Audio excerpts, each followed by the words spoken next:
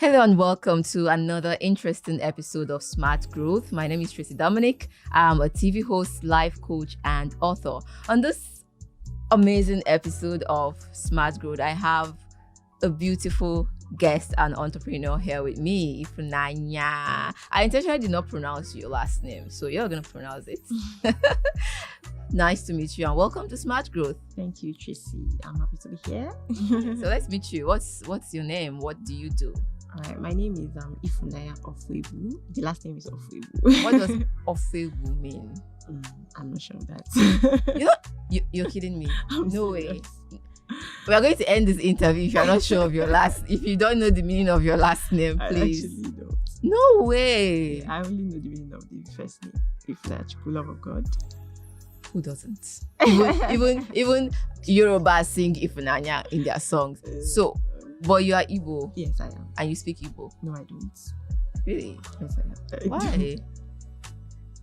Don't worry. Don't mind me. I'm such a big. But I'm such a big fan and believer of if you're a certain tribe, you should know how to speak your tribe. So what happened? I guess I did not meet that criteria. But you grew up in Lagos, or where? No, I didn't grow up in Lagos. I grew up in Port Harcourt.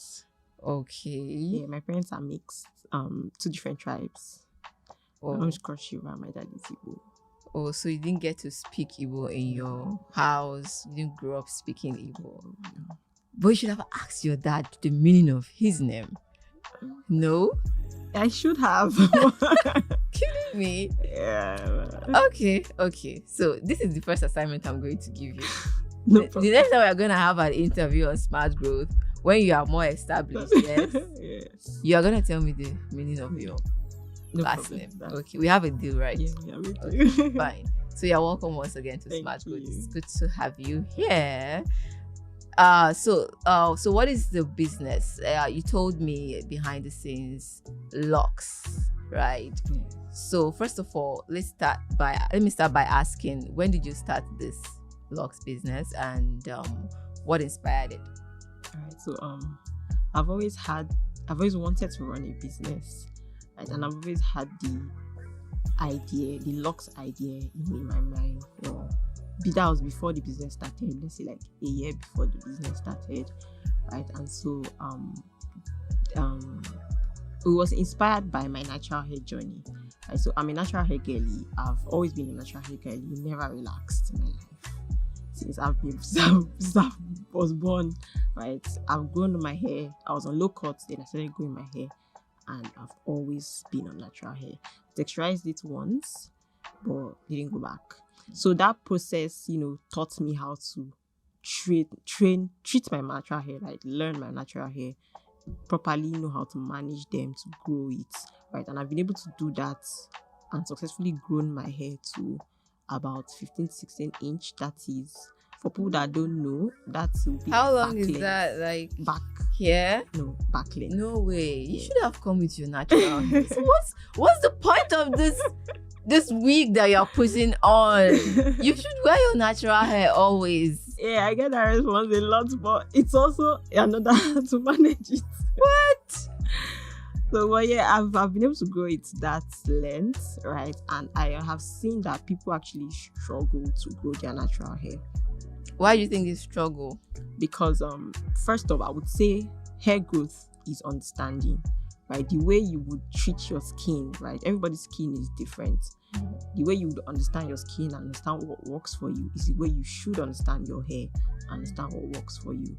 Everybody's into skincare and all Yeah. these things, right? I mean, people are very careful. I mean, because the skin is the one that everybody sees, Yeah. right? With your hair, you can always cover it and wear wig and nobody really knows, right? But so that's actually and a lot of people don't have that knowledge, right? And so that's basically why they find it difficult. Yes, I understand that people actually have difficult hair, right? And with difficult hair comes, much more knowledge, to deal with it. It may not be as easy as another person that has easygoing hair, right? And so people are not so knowledgeable with that. Plus, they don't have the time to, learn and take care of it.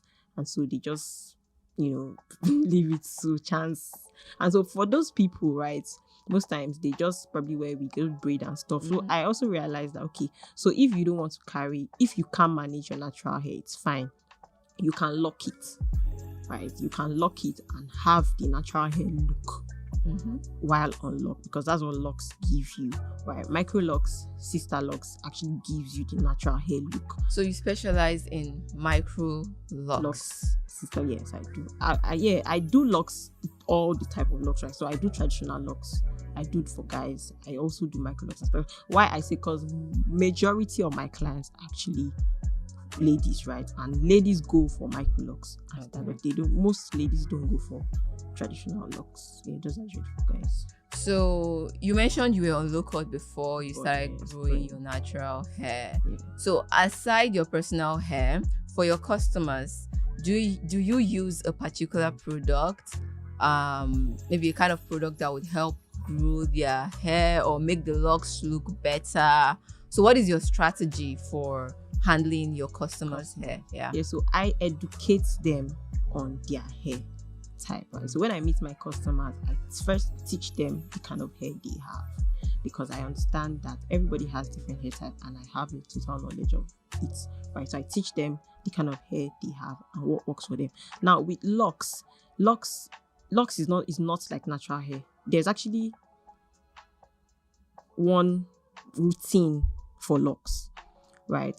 But now how you would use that routine is now differs. That's what differs from the different people and the different hair type, right? So with managing locks, you actually don't need so much to manage locks. You just need oils, right? I don't produce products yet. I partner with other companies that produce to distribute to my clients, but I make sure that those products are good, right? And they have the content that is needed to properly manage the client's lock, because different people with locks can have different issues. Like for example, why I say issues, that people have different hair scalp differences, right? For lack of a better word, some people can have itchy scalp, right? Some people can have dry scalp, right? And so I make sure that the content of the oils they use have the solutions to their problem. So that's how I help my clients grow their locks healthily, right? So their locks are not dry, they're not thinning out, they're not breaking out, they're not itching, those kind of things. So the kind of locks you use, does it also matter the kind and texture of the hair of the customer? Yes. Yeah, so for different hair and texture, hair type and texture, different products. So isn't that more expensive for you? Like, how do you manage to get different kind of products for different kind of hair? So it's not, when you say products, these products are not so different. Okay. Right? It's just the content of the product. Right? For a dry hair type, or a hair type that is dry, they need more of a moisturizing content in their products. Right? For a hair that has itchy scalp, they need an anti-dandruff product in, an anti-dandruff content in their product. So it's a kind of product, because generally everybody should have a moisturizing product, ideally, right? But now you can decide to add the content for somebody that has itchy scalp in that moisturizing product to help that person deal with their scalp issues. Okay, so you do that, you manage that too for your customers, right? Yes, for my customers. So it's not, I would say it's a lot, because they are not opposites. They all are in one path.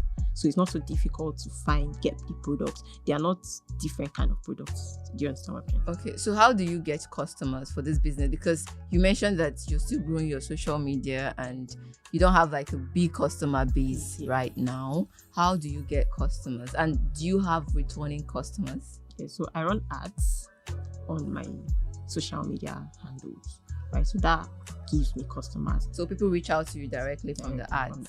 Yes, and my customers actually stay and refer. I think I get 50% of my clients from referrals, right? Because when people see other people with locks, they want to know how they manage their locks. Because I have seen in the industry, right, not every loctician is actually knowledgeable of proper locks management, right? Yes, they will have the skill, right? But to manage the locks over time, yes, when you have the skill, you would actually need to guide your clients on the journey, because locks is a journey. You lock your hair and it's a process. It does not just lock in 1 month, 2 months. So how long does a hair lock last when you make the locks? That's when you say lock last. Like when you make the locks for your customers, let's say you make the locks today, how long would it last before they are meant to renew it? Okay, for retires are 4 to 6 weeks. For starter locks are baby locks that are just fresh, haven't yet formed. Right then, for established locks, those that are already good to go, 6 to 8 weeks. So within 2 months, they get a fresh retie. Okay, I can see you're very passionate about this business. I can tell that you're going to be better and good at it. You're already good at it. You just need more people to know what you do. So let's talk about your vision for your business and the branding of the business also. Okay. So where do you see your business going in the next 3 years? So in the next 3 years, I want to start selling products, right? So start producing these Lux Care products rather than outsourcing them, partnering. I mean, yes, I can always partner for other distribution, but have my own product line that you make yourself, or you want to partner with someone who makes because it's different. You can make them yourself, or you can partner with a strategic product but I want it to be in my name, right? So it's my brand. Exactly. So there are different ways to do this thing. So you can partner with the people who make it from scratch and then put your name on it. Yes. That's how most of the beauty entrepreneurs do. Yes. They're not the ones making those lipstick, cream, and all of that. They have someone, a vendor, someone who does that thing rather, and then they put their name in. So it's like partnership or collaboration or something like that. So is that what you're looking at, or you want to be one to make it from the scratch? That's what I'm looking at. So I create that line. Then I want to grow my business. I want to have branches in Lagos, have another one in Abuja. Yes, those are my first 2 focuses for now. Okay, so that's what you're looking at in the next 3 years. Yes. Okay, so what would you say is your major challenge right now in your business? I would say branding. Okay, we're going to talk about that. So before we talk about that, what are the branding strategies you've incorporated in your business so far? None. Yes. Okay, that's perfect. So this is where I come in. Your business, the name of your business again? Mirabelle Lux. Mirabelle Lux. Yes. So what brought about the Mirabelle? My name. So your name is Mirabelle. Yes. So you figured Mirabelle Lux is perfect for the name. That's. I've thought of it and actually I'm going to rebrand. Okay, that's fine. Rebranding is good. So let me tell you what a lot of people don't know about rebranding. So branding rather is not just the products. Branding is your logo. Branding is the name of your business. Branding is the service you render and how you render those services to your clients or your customers. Branding is your personality too. So branding is everything that affects the business on all angles, both behind the scenes and on scene. So it's not just what people are seeing, it's what you are doing behind the scene. Because most of what you do behind the scenes show up on the scene. So when you say Mirabelle Lux, the reason I ask is, that's from your name. So do people know you as Mirabelle? Or do people know you as Ifunanya? Most people know me as Ifunanya. So you see where there's a disconnect. Let's take, for example, my AKA now is the Fearless Soul. And I decided, you know what? Let's start a speaking academy. What are we going to call it? The Fearless Academy. It's already connected to what people know me as. So I didn't say Growth Academy. People were like, okay. So it will be, it's not like they're not going to get used to it. They will get used to it in time. But sometimes try not to stress your potential customers and clients. Make it easy for them to remember you. Make it easy for them to just know that, this is you in a snap. That's branding. So for example, most of the established brands, companies we see, when you see their logo or you see something that connects to them, nobody needs to tell you that this is this brand or this is that brand.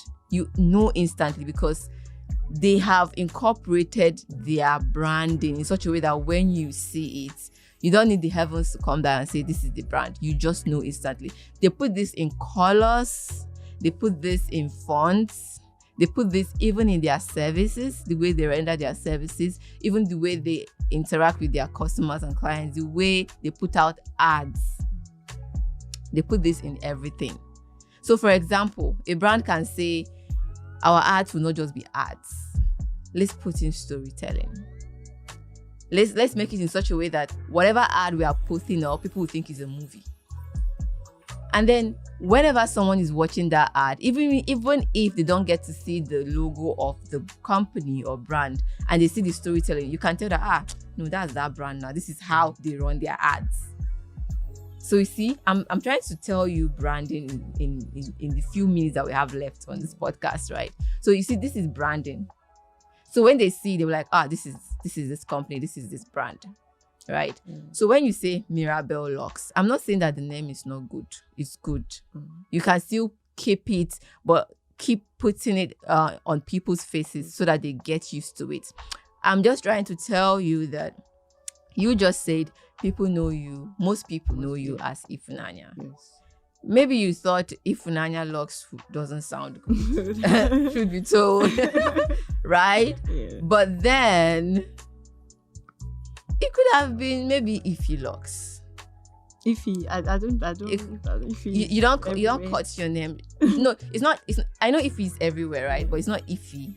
It's Ify Locks. Okay. It's Ify Locks. Ify Locks is not everywhere. Ify Locks is not everywhere. You can even say Naya Locks. Yeah. You see the finesse in it. Naya Locks, Ify Locks. Yeah. Right? Even if you don't want to use the full name. Yeah. Because people already know you. 90% of your contacts or 80% know you as Ifunanya. Yes. So when you bring out Ify Locks, Naya Locks, they're not surprised. They instantly connect to it. They instantly remember. Right? So they instantly refer you. Oh, Ify Locks. Oh, Ify has the locks. Oh, so let's go to Ify Locks. Let's go to Naya Locks, right? But when you say Mirabelle, they're like, okay, Mirabelle. They don't know me. My second name is Brenda.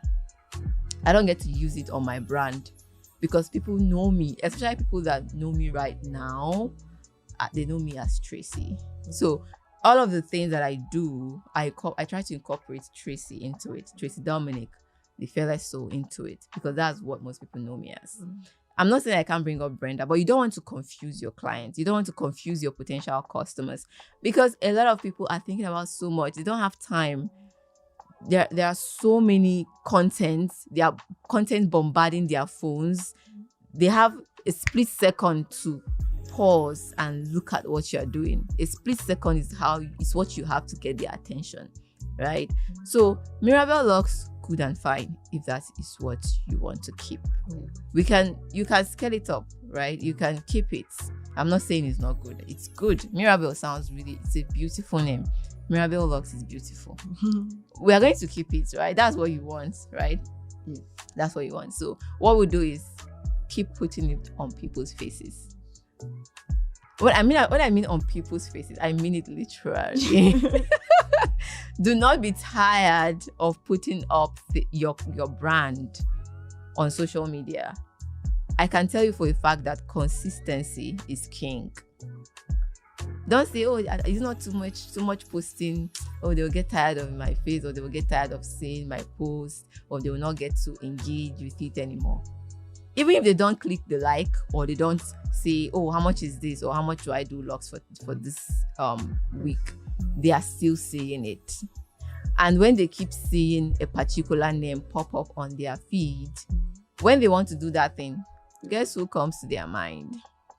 So there's a particular popular blogger in Nigeria.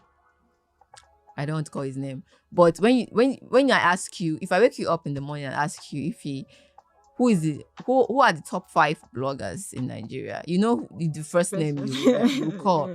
That's because 10 times a day he posts. So that is blogging anyway. But I'm just saying, even if you don't get to post as much, try to post, let's say 3 times in a day. It's not so bad. Or if you can't do 3 times, you can do 2 times. But you can just scale from there. do two times, maybe within 2 to 3 months, and then after 3 months you can scale up to 3 to 4 times or 5 times if your time allows for it. That's why most businesses these days, as they grow, they hire social media managers and handlers that can take care of that, because managing social media alone is a full-time job. And because you need your creativity, and you also need the management aspect, and if the two are competing, then there'll be a problem.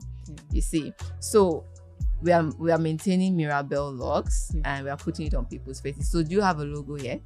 Yes, I do. Okay, so your logo is good.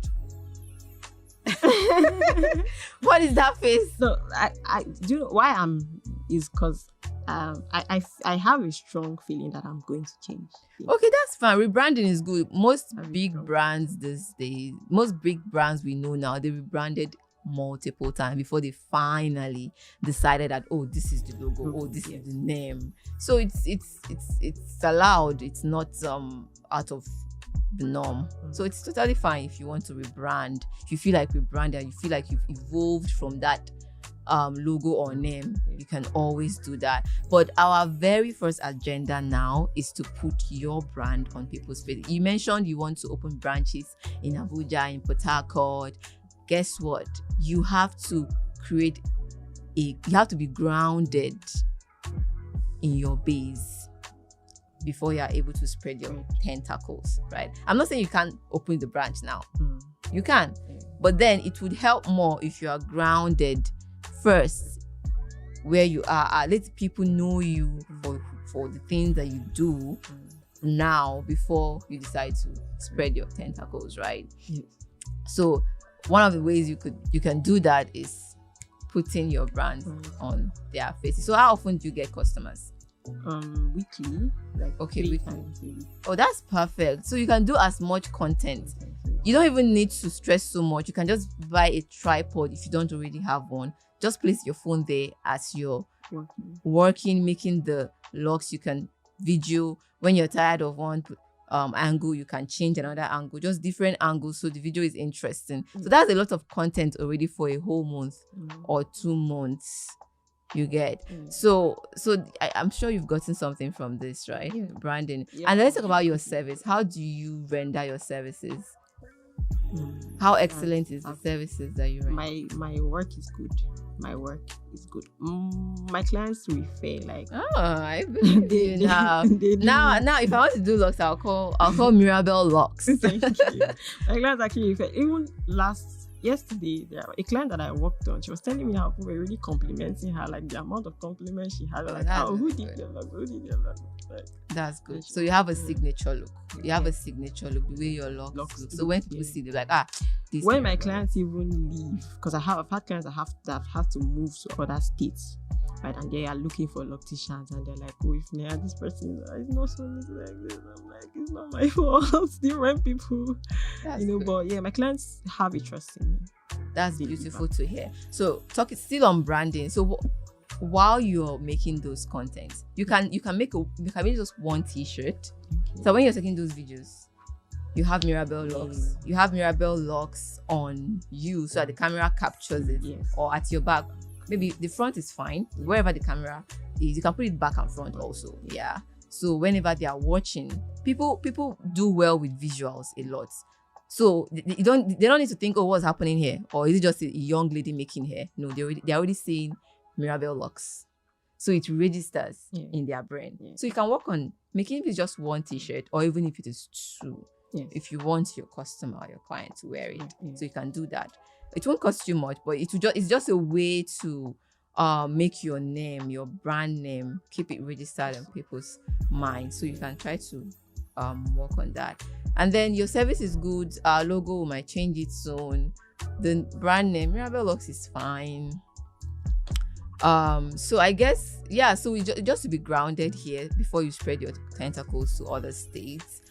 So what are the major challenges that you have right now in your business? Okay, that was branding part of the challenge. Okay, that can be one. I would say pricing. So I'm still learning, to because I'm still young in the business, right? So pricing is something I'm learning and working towards, to improve, keep improving and stuff. That is one. So when you say pricing, how do you mean? Excuse me. So do you mean you don't know how to say what you're worth, or? Yes. That's a big problem. Huh? Yes. You are good. Put it that way. Yes. You're good. So like people actually seeing the value, seeing the worth. Exactly. So you need to believe your worth. Sometimes you don't even charge your worth. But exactly. Sometimes you charge more than your worth. Okay. You need to believe that you are worthy of this amount, because guess what? If you're not charging it, another person is charging and they are collecting money. Sure. And those customers are paying. Yeah. So you need to be confident in charging, my dear. I am telling you from experience. Be confident in stating that amount. Okay. Because guess what? They know that you deserve it. Even if they say, it's not too much. It's too much. The other person did it this price for me. Yeah. Then go to the other person. I know that you're growing and you need as much client base and customer base right now. Yeah. But I can tell you for a fact that you can use your friends to grow that customer base. You can call maybe 10 friends, 1 to 2 months. Let's make their hair. You cannot maybe not charge them as much. Some you can do for free if you can do that. Just so you have enough content. Yes. Do different locks just so you have enough content, so that when others, strangers and other people who are coming from the outside, they already see that you have something. Nobody will, of course they wouldn't know whether it's free or not. That is not even on the agenda. They are seeing what you've done. Yes. So that is for your friends, right? For your close friends. Yeah. But when they are coming from outside, charge and charge. And when you're charging, don't look down, don't fibble. Look directly to their eyes and tell them that this is the money. When they say, it's too much, that's the price, ma. Always add that, ma. You get that. Lagosians, they are very good at it. Always add that, ma and sa at the end, so that they know that this is business. You have value, you're offering value, and they are seeing and they want it. Yes. So they will pay for it if you're confident enough to charge. Okay. So the secret is confidence. Be confident when you're charging. So do you mind saying how much you charge for a lock? It differs. Okay, it differs. For different. Okay, let's say for a basic lock now. A basic lock. Let's say traditional lock. Okay. Traditional locks, it's higher for micro locks, and traditional locks is the least. Okay. Should I sit down? Yeah. Okay. If you don't want to say that, it's fine. I'm just saying, be confident in whatever tier price. Yes. Yeah, you have on the table for different types of locks, right? And you have people who do this same business, similar business. I know how much they charge. Yes. Yeah, you can go a little higher, you can go a little lower, you can even charge the same. It depends on what you think you're worth. Let's say someone wants to do a portrait and the person is charging 20K. Another person who does that same kind and image of portrait is charging 100K. When the client of 100K comes, you're like, this is valuable, I should get it. He knows it's expensive. Yes. But in his head, that's psychology. People think the more the price, the more value. Your customers, trust me, they are there. The customers that will pay you that amount, they are there. Those that say it's too expensive, they will still circle back. Once they see your value, they will circle back. Trust me, they will come back. You don't even have, maybe when they come back, you must have even increased it. Yes. Yeah. So all I would say is be confident to charge you, because if you are not confident, it's going to ruin your business, because you need money to maintain the business, to buy the products, to do all the brandings, even to pay your staff when your business expands. So you need that money. So you have to be very confident to charge. So the answer to that question is confidence. be confident. That's what I'll say. So do you have any question for me as we round up? I don't. Thank you. All right. Thank So it's you. been so Thank you. nice talking with you. Thank you so much, Tracy. I've enjoyed this conversation. Thank you so much for coming on Smart Growth. Thank you.